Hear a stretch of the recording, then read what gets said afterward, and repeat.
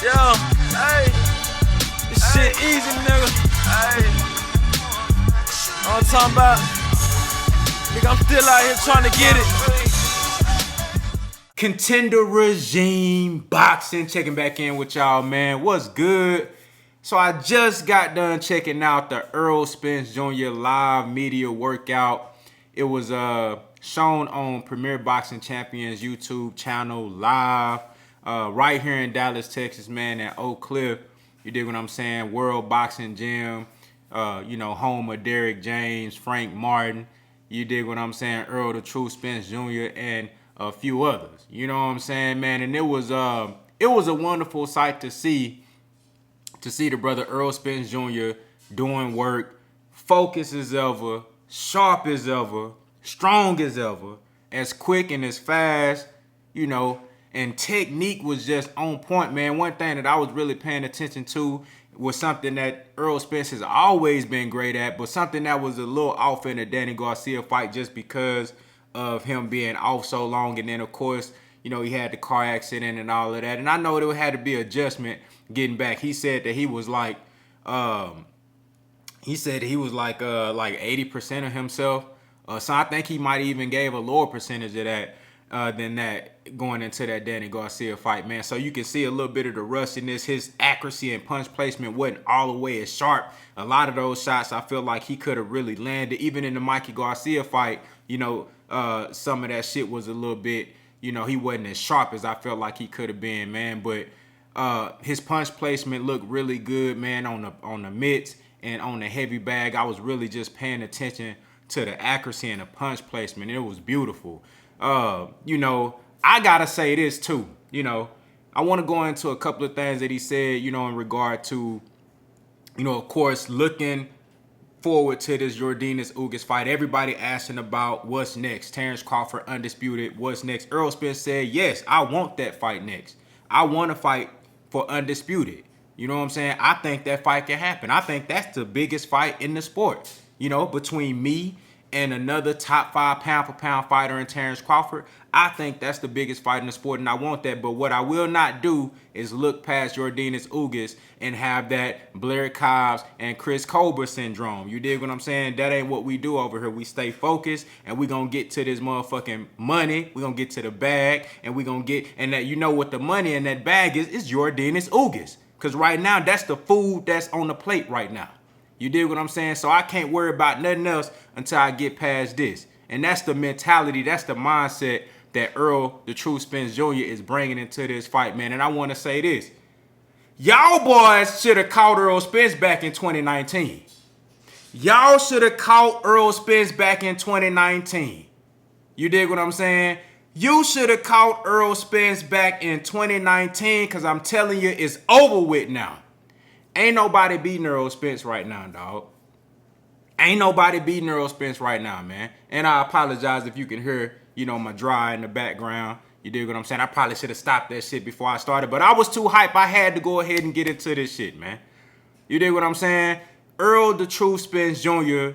is he's got a renewed mindset and a different outlook on life. I saw the teaser of the All Access. They gonna do a 3-part series for the All Access. It's gonna be the part 1, part 2, and they gonna do the epilogue. But they just dropped the teaser. I believe the first episode drops on Saturday at 9:30 Eastern time on Showtime. You better catch that motherfucker. It's gonna be lit. Of course, it's gonna be on YouTube too. You feel me? But he said in one of the clips, he said the car accident, you know what I'm saying, and the eye injury, that shit really made me get back focused. Mainly the car accident. That shit really flipped the switch. You know what I'm saying? It gave me a second chance. It made me look at shit different. It made me get back on my game. Y'all should have caught Errol Spence back in 2019 when he was out here bullshitting. Still whooping ass. Still whooping on top 5 pound-for-pound fighter Mikey Garcia. Shut him out 12 rounds of zip. Still whooped on Sean Porter in a unification match. You know what I'm saying? Y'all should have caught Errol Spence when he was lacking in 2019. You feel me? He told you in an interview during the live workout, he said, half of me, 50% of me was better than all these guys. You know what I'm saying? But now that I'm on this level, bro, ain't no stopping me. You feel me? Y'all boys should have caught Errol Spence back in 2019. It's over with now. I'm telling you, dog. It's over with now. It's over with now. You know what I'm saying? And I see all, I love when people fuel that fire. You know what I'm saying? I love when people continue to fuel that fire, man. Shout out to everybody that was, that was watching the live stream. You feel me? That was in the chat representing, you feel me, putting on this shit. Of course, you seeing all the toxicity. You feel me? But we spoke on that already. But that's just fuel. I'ma just start calling y'all propane. Y'all motherfuckers is gas. That's just fuel. You know what I'm saying? I appreciate the propane. I appreciate the fuel. You know what I mean? Y'all raising the gas prices, but we appreciate that. We need that. We need that energy, man. Errol Spence need that energy, dog. You know what I'm saying? He need that energy, bro. And I'm telling you, dog, this shit is finna be a fantastic performance. I think it's gonna be a great fight just because I believe Yordenis Ugas is really gonna bring something to the table.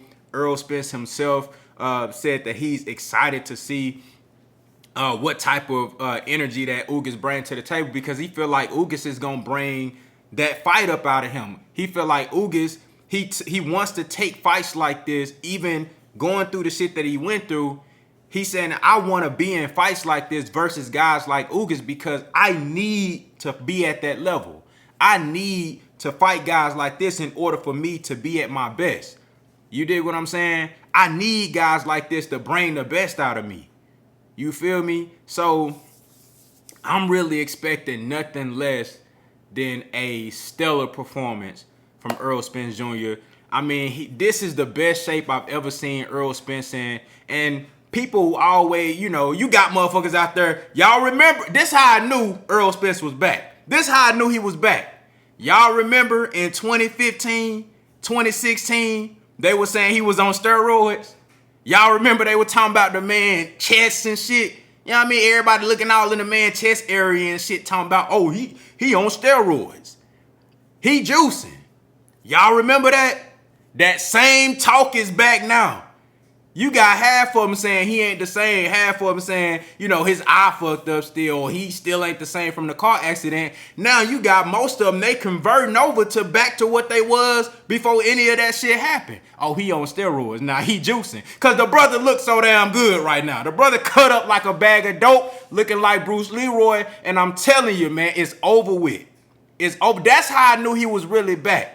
That's how I knew motherfuckers was starting to pay attention and they catching on. They don't really want to give him his flowers.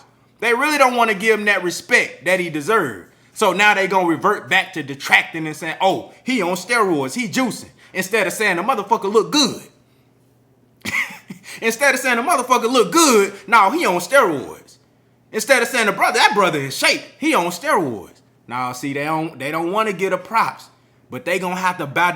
Just like how Devin Haney finally got this opportunity for Undisputed, and they talk all the shit about him. When he become Undisputed, they ain't gonna have no choice but to fucking bow down. Same thing with Errol Spence. After he go out there and whoop on Yordenis Ugas, become a 3-belt unified champion, and then after that go whoop on Terrence Crawford and become Undisputed, they ain't gonna have no choice but to fucking bow down. Because all the bullshit that they were saying is non-existent now. This shit was all for naught. You did what I'm saying? So I can't wait, man. It's gonna be a beautiful, beautiful turnout, man.